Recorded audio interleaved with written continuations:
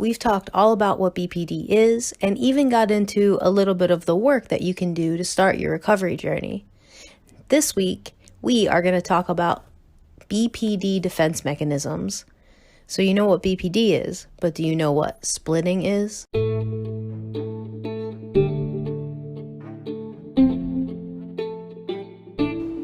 I'm Rose Skeeters, host of From Borderline to Beautiful, a show about hope and recovery for BPD.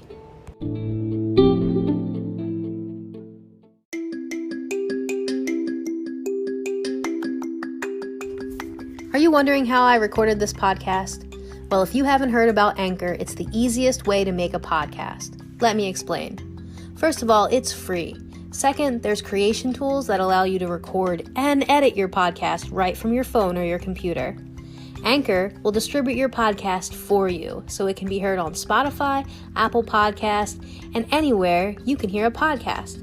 You can make money from your podcast too, with no minimum listenership. It's everything you need to make a podcast all in one place. So if you have something to say, I encourage you, be bold, own your story, download the free Anchor app or go to anchor.fm to get started. So what is splitting and why do people with borderline personality disorder do it? So the concept of splitting is when a person with BPD looks at something as either all good or all bad. So it's that black and white thinking, or you may have even heard it said as absolute thinking, where you look at something and you only see it one way or the other way, and there's no gray area or other possibilities. There's no middle ground. So splitting is a psychological defense mechanism which allows a person with borderline personality disorder to tolerate the difficult and overwhelming emotions they experience. So they'll see someone as either all good or all bad. And that makes it easier for us to manage the emotions that we're feeling in the moment. So on the surface, things seem to be contradictory, but to us, it's a way of managing the intense emotions that we have. So there are actually types of splitting that people with BPD experience. So we have people will be seen as either perfect or evil, or will think something will always go right or never go right, or someone will always be loving or never be loving. So those views, they may be held onto permanently, or those views can fluctuate over time, where you go back and forth from seeing someone or something as all good or all bad. So why do we split? Well, when a baby enters the world, they experience the things in the world as either all good or all bad. So essentially, when you're born, you see the world as black and white, or all or nothing. But as that baby develops psychologically, they begin to understand that the world just isn't all good or all bad. Children, over time, become able to integrate the idea that good and bad can exist in the same object. You might have heard in psychology courses or just in, conversation about autism, this idea of theory of mind. So the understanding that people don't share the same thoughts and feelings as you do develops during childhood, and that is called theory of mind. So if you feel like you struggle with the ability to tune into other people's behaviors, and you do this behavior that researchers are now calling splitting, then there's a theory out there that says that perhaps you have an underdeveloped theory of mind, because when you're in those states where that person in front of you is either all good or all bad, there's somewhere along the line this assumption that they share the same thoughts, feelings, expectations as you do. And many of times they don't, and that's where that disconnect lay. When I began my journey through BPD, the one thing I didn't want to do was use BPD language to define who I was, because I was already defined by this emotionally intense disorder. So splitting wasn't something that I was really using in my everyday language. I do see a lot of people talk like that, like they'll say, I'm splitting today. And I just caution you to think twice about it. I know that labels are important because it validates what you have, but I also know that when you have a diagnosis like BPD and you struggle with identity confusion and figuring out who you are, when you start saying things like, I'm splitting today, then you're using that BPD as your identity. And that gives us another excuse to never have to grow and change. So, I mean, it's a little harsh, but that's my perspective on things. So back to splitting, I never really used that term. So while I was doing the research today on splitting, I thought to myself, man, is that what it is? Did I have an inability to see people as good and bad? I don't really think of it the way that it's defined by researchers. I think of it as I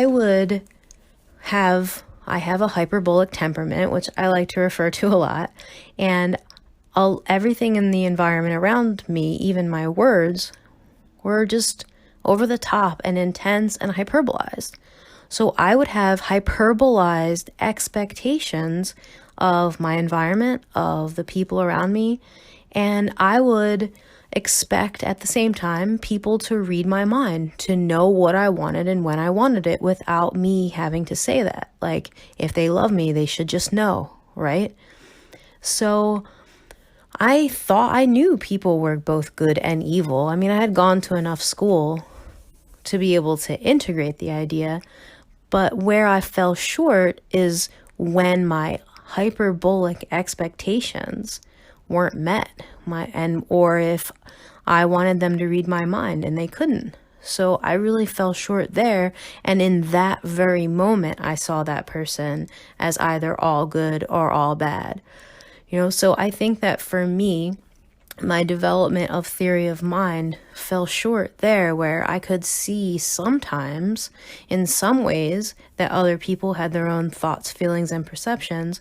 But most of the time, if my needs weren't met, or if my perceived needs weren't met, the hyperbolic ones, or if my expectations weren't met, then I would have these moments where that ability to see the other person's perspective would completely go out the window because I didn't care what they wanted.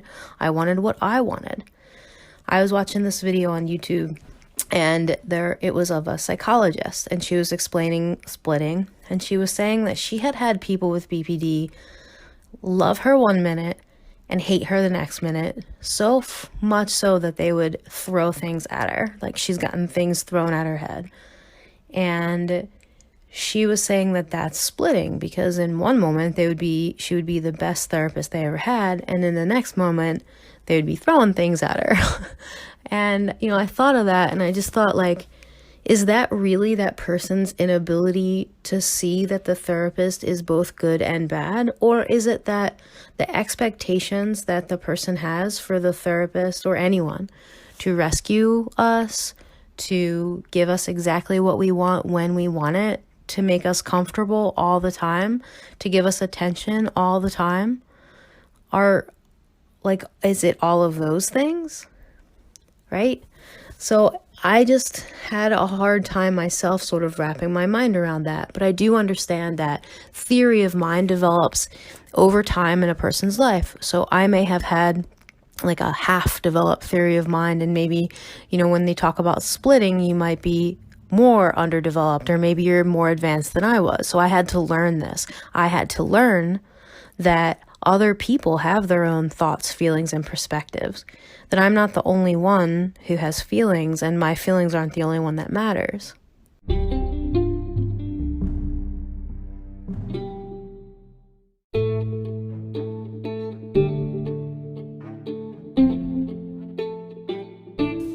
Are you tired of feeling frustrated, resentful, or disconnected from your family, friends, and partner?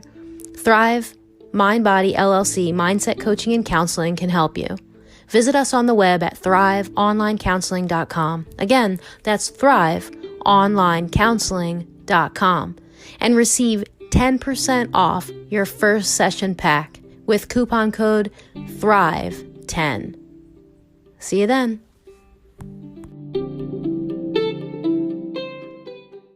So last week we talked about moral compass, and what I wanted to do is give you guys a tool that you could use to master splitting, or at least to start to bring into your awareness the idea that people around you have their own set of thoughts, feelings, and beliefs, and that those thoughts, feelings, and beliefs matter.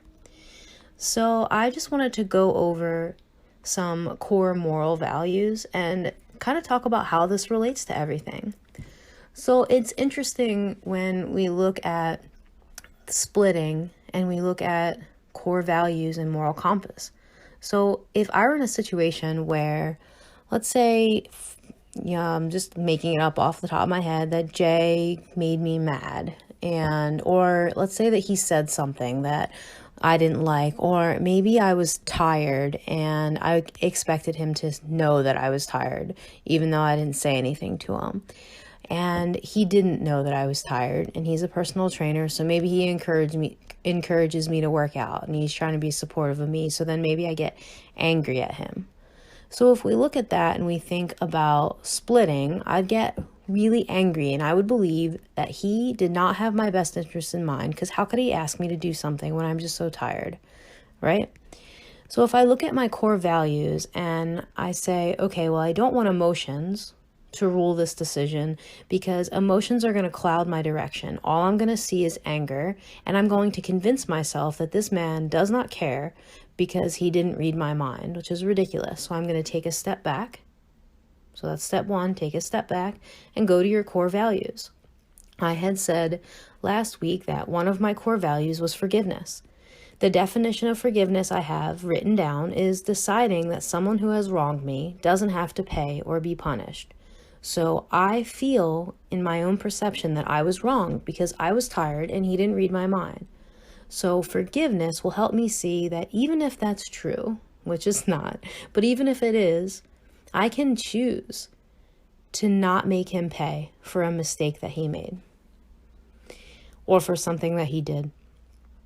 Now, if I also look, because I want to look at all the core values that my emotional intensity and my behavior in that emotional intensity, all the behaviors that the splitting goes against, or all the core values that the splitting goes against, and one of them is forgiveness. Another one is humility. Humility is putting others first by giving up what you think you deserve. I want to be a humble person. I think humility is such an honorable characteristic to have, and so that's something I strive to be. But if I'm, being ragefully angry and splitting and assuming that Jay is all bad because he didn't read my mind to know that I was tired, then I'm not really putting him first. So again, another violation of a core value, something that the real me, the vulnerable Rose, not the BPD Rose, values. I can also look at kindness, being friendly, generous, respectful, and considerate of others. I'm not being kind to him by making him assume what my thoughts and my feelings are and not actually verbally communicating with him. That is not kind at all. So another one, a big one, and this is tough, but honesty, speaking the truth and acting truthfully. So I'm not being very honest, am I? If I'm over in the corner, laying down, tired, and let's say he comes over and he's like, okay, it's time to work out. And then I'm just mean and angry the whole time I'm working out because I was tired and I didn't want to. Well, I'm basically living out these mini lies. Because instead of just telling him how I felt, being honest, being vulnerable, being transparent, I'm just being mean. And it was of my choice originally. So I always take a step back, go to my core values before I'm making choices, because I want to make sure that my choices aren't guided by my emotions. The feeling of splitting is impulsive, right? It happens in an instant. So it's very important that even if you're in a splitting moment, you take that step back, look at your core values, put yourself in the other person's shoes once you see the values that you violated and say, am I being fair to this person, or am I taking out my own issues on this other person? And am I okay with that? Because once you can see it, once you can see your choice, the choice that you're making to be basically a tyrant, and you keep making that choice, well, I mean, that's on you, right? That's not the BPD. That's not like the inability to recover from BPD. That's not something out of your control. You can absolutely control that. You would have to force yourself to turn your mind, to take that step back, and to recognize you're being illogical instead of giving into the impulse. It's the same thing.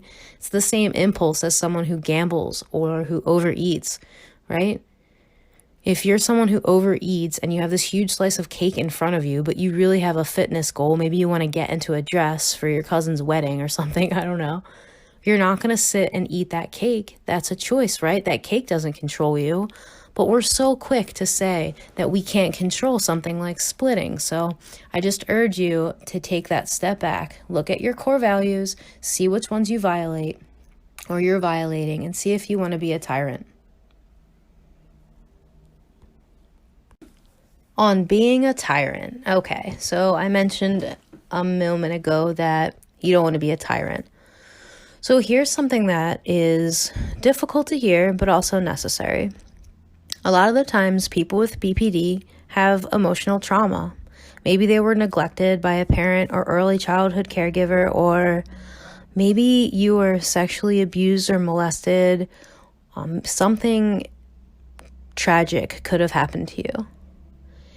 And, we spend our whole lives trying to be validated, trying to get people to love us despite all of the horrible stuff that's happened to us. And we pride ourselves on being people who do anything and everything for other people, right? A lot of my clients tell me that they would do anything for the people around them, and I believe it. But when it gets right down to it, something like splitting is not really in line with that mentality of just being a selfless, helpful person.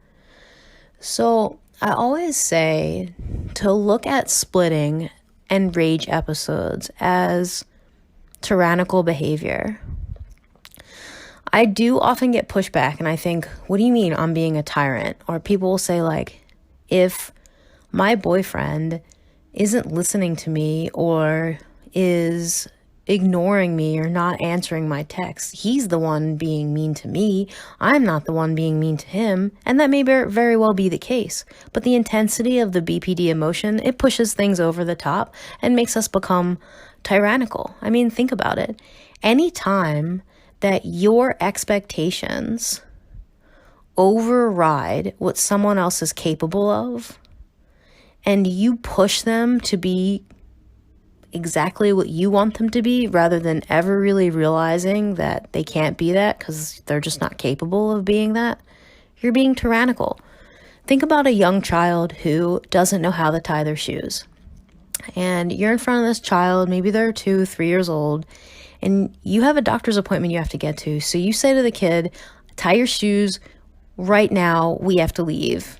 I'll be right back. And you walk away and you start getting other things ready, and you come back. And this kid is just standing there and his shoes are not tied. So you just fly off the handle and freak out. And you're like, why didn't you tie your shoes? I told you to tie your shoes. And the kid ends up getting hit maybe or just screamed at because he didn't tie his shoes.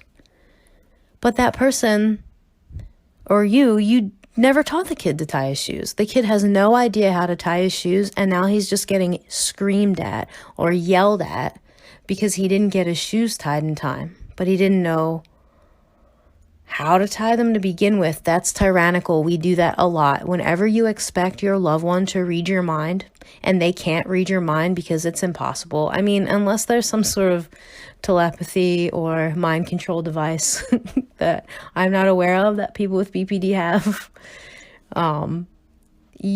Other people, our loved ones, they can't read our minds. So expecting someone to read your mind and then attacking them because they didn't read your mind is tyrannical. So if you don't want to be like the people that raised you or the people that caused you great pain in your life, you really have to practice not splitting.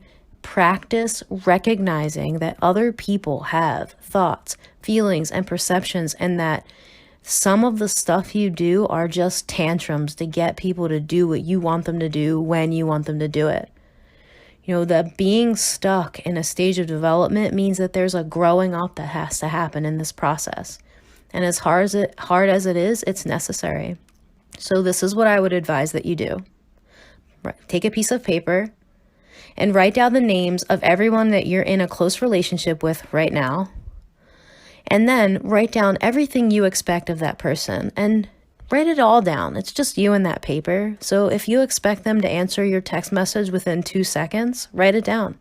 If you expect them to hang out with you every night and go to bed with you at the same time every night and hold your hand whenever you're watching movies, write it down. In the next column, I want you to write everything that person is capable of. Are they capable of texting you back in the middle of a work day? Are they working? Are they less affectionate than you? Do they love do they have a different love language? Do they love through gifts instead of service? What are they capable of? What are they currently doing that is frustrating is even another way to look at it. And then on another piece of paper, I want you to make your expectations match their capability, lower them. Yes, you absolutely should lower your expectations of someone if they're not capable of meeting your demands, because if you don't, you're being a tyrant. So either choose to leave the relationship with that person or lower your expectations to meet their capabilities so that you can become one step closer to being a good person.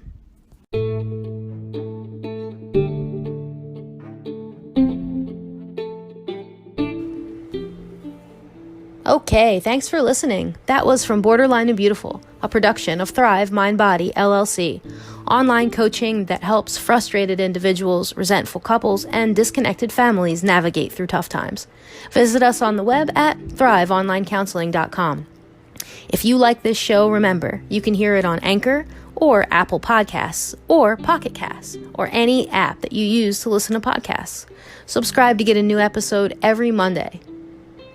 If you want to get in touch, you can leave me a voice message. Some of you had some comments and questions from the last episodes, and I'd love to hear whatever questions you have too. Just download the Anchor mobile app, search for From Borderline to Beautiful, and tap the message button to send me a voice message. We'll have all those links in the show description. Okay, we made it. Thanks again for listening. I'm Rose Skeeters, and I'll be back next week with another episode of From Borderline to Beautiful. Talk to you then.